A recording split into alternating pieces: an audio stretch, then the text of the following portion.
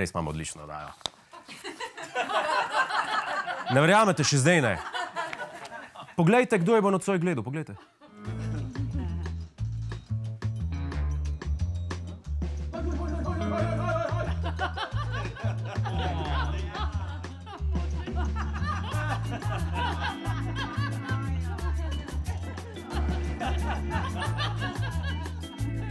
Dajte pohiteti, Melania že čaka pred televizijo. Sorry everybody. Godler has just begun, so I have to go and watch the show. It's a very good show. Melania and I watch it every day. I'll be back later. Če je za njega oddaja dosti dobra. Če je za president of the best country in the world dosti dobra oddaja, pa ne za vas se vprašajte, kaj je narobe z vami, ne z njim, okej? Tako da, a ni res? Sem vesel, ko se strinjate z menoj. Se morate, ker ste plačani. V glavnem, dajmo začeti počas. In sicer tokratno oddajo začenjamo z novico, ki je za ene dobra, za druge pa ne. Najbolj zaželeni slovenski samec je pri 52 poročen. Iz založbe so nam potrdili, da je priljubljeni glasbenik Jan Plestenjak svoji Tadeji Majerič, nekdanji teniški igralki, dahnil usodni da v najožjem družinskem krogu. Vsega skupaj naj bi bilo na poroki le nekje do 10 ljudi. 10 ljudi? Zdaj je bilo to grozno, da niso hoteli, da preveč ljudi vidi to. Ali so si pa res zaželeli privat poroko, za razliko od kakšnih drugih neimenovanih parov. Vsekakor lepa novica za Jana in za njegovo izbranko Tadejo, ne pa tudi za preostanek njegovih 500 000 fenic. Žal. Punce, ni še vse zgubljeno, še zmer ste lahko njegove skrivne ljubice, okej? Kar ni toliko slabo, pač skrivati se je treba pa malo planirati. Malo je dela s tem, to hočem povedati.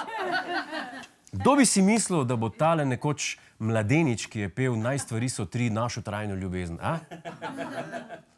Naj stvari so tri. Malce hecamo, Jana imamo radi in mu čestitamo iz srca. Naj traja čim... Zakaj se smijete? To ni smešno, res ga imamo radi.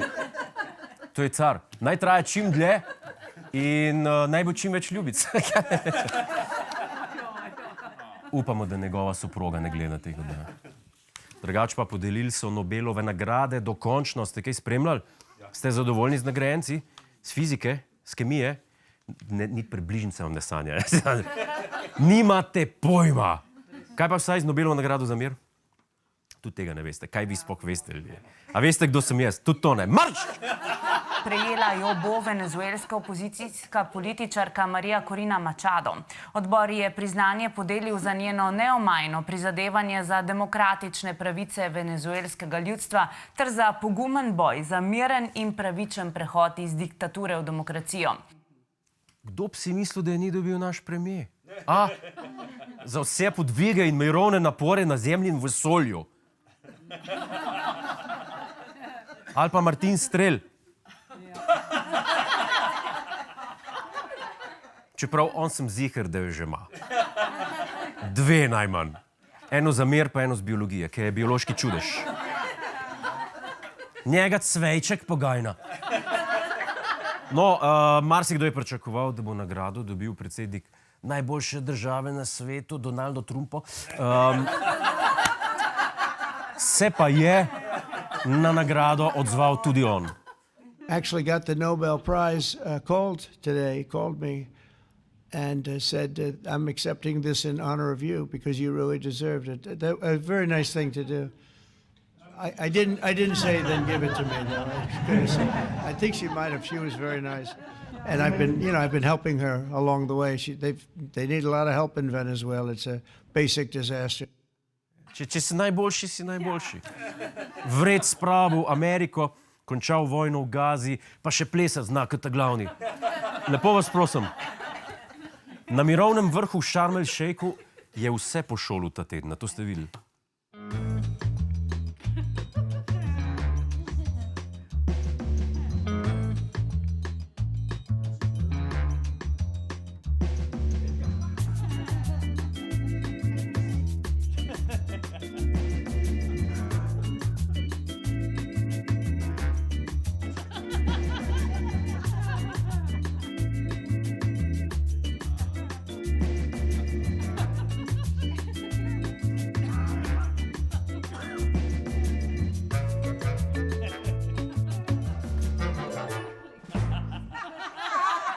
Bogi Macron. Bogi Macron. Ampak s Francozi drugače ne moreš. Laga z bageto po glav trešiš, če imaš proroko, ampak to je tudi to. Smo pa v Sharm el Sheikh poslali tudi na, še zdaj nisem prav rekel, v Sharm el Sheikh poslali tudi našega korespondenta Lukija, da bi od predsednika Trumpa dobil kakšno izjavo. Dajmo pogledati, kaj se je zgodilo. Mr. Trump, how do you respond to allegations of... Jaz mislim, da je bil Trump zelo prijazen do njega. Lep posnetek, tak zadovoljujoč, paše. Kaj se je še zgodilo? Joj, tole ste videli? Argentinski predsednik Javier Milei je spet poskrbel za šov, tokrat brez motorne žage. Na odru ni govoril o inflaciji ali reformah, ampak pel, in to s takšno vnemo, da bi mu marsikateri rok zvezdnik zavidal energijo. Tega manjka v politiki. Tega manjka v naši politiki. Vem, kaj ste rekli. A njemu predsednice parlamenta, ki nas vsake toliko časa počasti s prelesnim tuljenjem. Ja, imamo! Ampak ti trenutki so vse bolj redki. Sploh zdaj v tem predvolilnem času. Volitve bodo. O, super, Urška, ti bo, zgubili bomo. Ti bo. No, lahko pa pogledamo, kako bi bilo, če bi bili še ostali slovenski politiki tako drzni, da bi si upali peta. Pogledamo. Dajmo si pogledati. Kako bi bilo, če bi ga žingal predsednik vlade Robert Golob? Svoboda!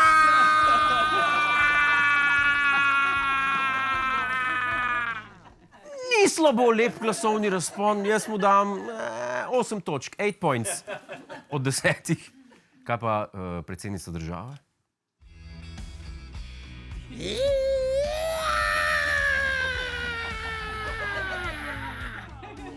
Tudi fajn, ampak par minut tega cviljenja pa imaš potres. To je 100%. 5 od 10, ok? Ne pogledaj se še vodi opozicija Janeza Janšo.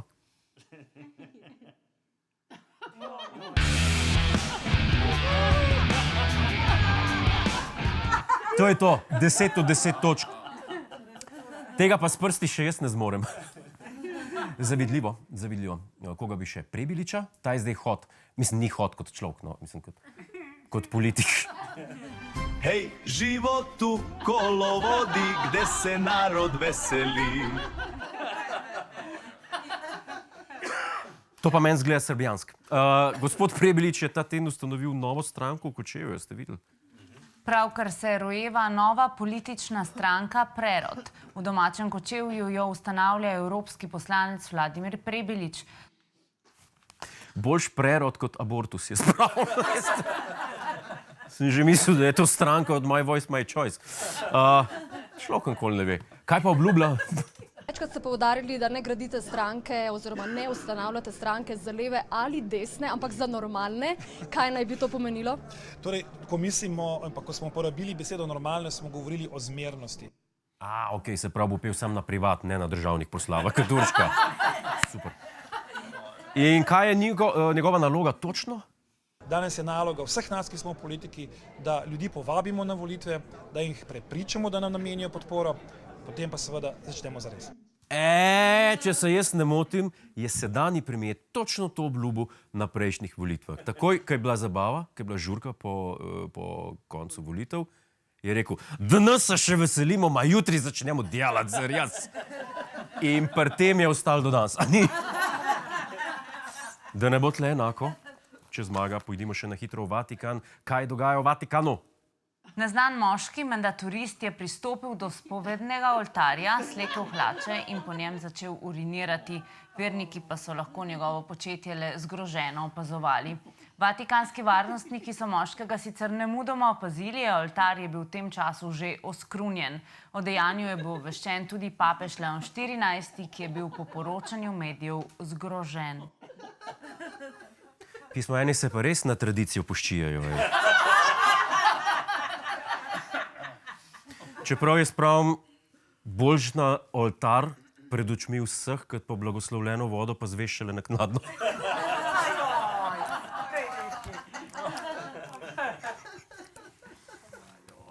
Ogabno, vem. Ne marate urina? Ja, boljš, da je papež zgrožen. Kaj pa mislite, da bo rekel? A ja, to se ne sme. Bili pa mi zgroženi. Poglejmo zdaj še vreme. Jutri zjutraj bo ponekod po nižinah megla ali nizko oblačno. Čez dan bo deloma sončno, spremenljivo oblačnostjo na Primorskem, kjer bo... Au.